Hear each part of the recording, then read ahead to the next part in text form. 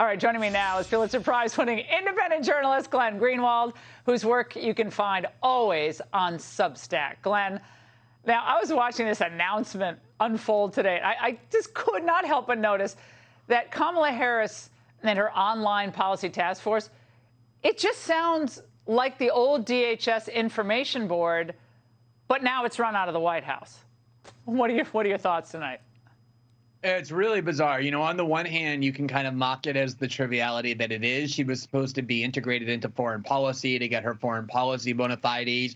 She was going to solve root cause problems in Central America and stem the tide of immigration. And now suddenly she's basically like a glorified content moderator for Twitter to protect Washington Post reporters who are going on television weeping about mean tweets they're getting.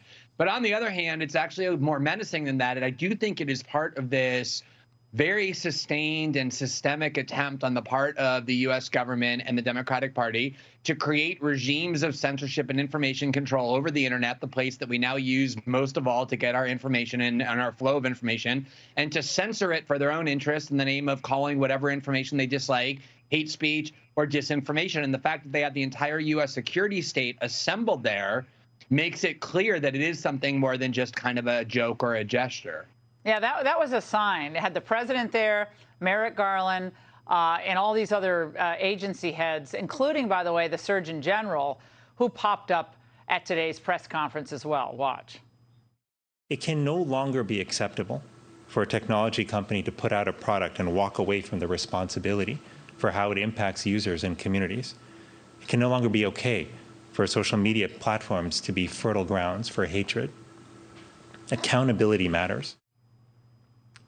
Glenn, where's the accountability for those individuals who pushed these lockdowns of kids that went on, in some cases, for almost 2 years, shut them out of schools, drove suicide, drug abuse, despondency, despair? That was called disinformation a couple of years ago. Now it's called truth. So who gets to decide all that? This is the critical part where, I mean, listening to that, that is actually incredibly menacing, incredibly insidious, to have the Attorney General essentially saying, directing private companies, Twitter, Facebook, Google, telling them you are not allowed to air this kind of information that we regard as hateful or we regard as dangerous. That is not the government's role, to be arbitrating our political debates by instructing private companies what they can and can't do. And this has always been the most misunderstood and most overlooked component of this big tech censorship, which is, you know, Democrats always say, if you complain about, you know, bias censorship, oh, well, these are private companies, they can do what they want. I never knew Democrats thought about private enterprise that way, that the government has no role to restrict them. But the reality is the whole time the Democrats have been threatening big tech in exactly the way you just heard. If you don't censor in accordance with what we want, we are going to impose regulatory and legal reprisals on you. This is coming from the government and not really emanating from big tech. Yeah, whether it was the Surgeon General or the Attorney General or the head of DHS or some, you know, dippy woman in charge of the disinformation board, it's still sending a chilling message and a message of intimidation to critics of various government policies. You cannot get away from that. And Glenn, there was a pretty sparsely covered House hearing that it took place a couple of days ago, and a professor that the Biden DHS is giving over like $500,000 to, he exchanged in this interesting conversation with Congressman Dan Bishop. Watch. Stochastic terrorism. You describe it as, quote, a form of incited terrorism whereby a communicator has access to a platform and big audience. You also say that with respect to the 2019 El Paso Walmart mass shooting of people of Hispanic descent, that President Trump was a stochastic terrorist of that event, right? Correct. Among others, yes. Okay. It all relates to data and collecting data as to whether one connects to the other. And that's the research I'm trying to conduct now. So, Glenn, now the professoriate is in on the game as well.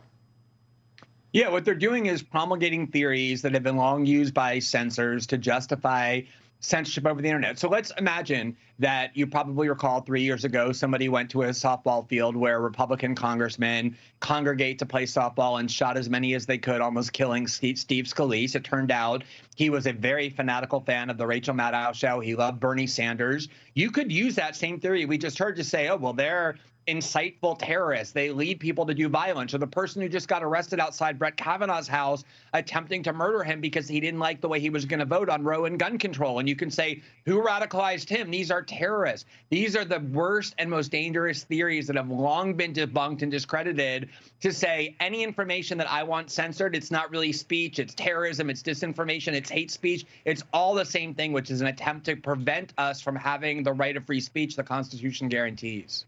Glenn, great to see you as always. Hey, Sean Hannity here. Hey, click here to subscribe to Fox News YouTube page and catch our hottest interviews and most compelling analysis. You will not get it anywhere else.